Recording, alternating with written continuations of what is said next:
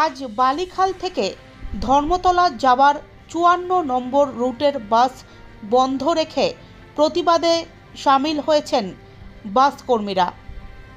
তাদের অভিযোগ, গতকাল রাত্রে এক বাস কর্মীকে মদ্যপ অবস্থায় অশ্রাব্য ভাষায় গালিগালাজ, এমনকি ধাক্কাধাক্কি দেয় তৃণমূল বাস ইউনিয়নের কর্মী বাপি পাত্র।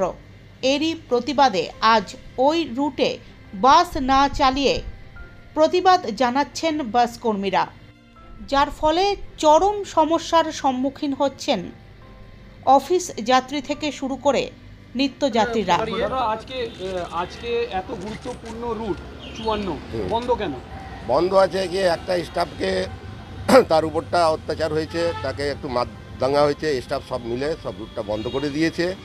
বলছে এটা যতক্ষণ বিচার না হলে ততক্ষণ আমাদের গাড়ি বার করব না।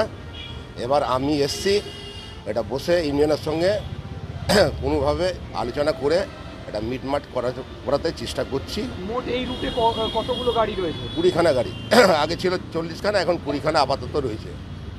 সবটাই কি বন্ধ? সবটাই বন্ধ, 20খানাই গাড়ি বন্ধ। যারা এই ধরনের ঘটনা ঘটাচ্ছে তারা কে? তারাই স্টাফ। তারাও স্টাফ এটা যুক্ত? হ্যাঁ, ইউনিয়নের সঙ্গে যুক্ত আছে। কোন ইউনিয়ন?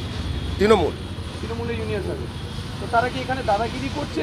কোনো রকম জোর দাদাগিরি মানে কি, একটু ওই সন্ধ্যাবেলা হলে যা হয়, হ্যাঁ তারা কি মদ্যপান করে এসে ঝাড়ু? হ্যাঁ তাই। এখন আপনারা কি সিদ্ধান্ত নেবেন? এখন রুটে তো বাস না চললে পাবলিকের খুব অসুবিধা তো সে তো আমি বুঝতে পারছি, কিন্তু এটা পাবলিক এরিয়ার, এটা তো চালু করতেই হবে।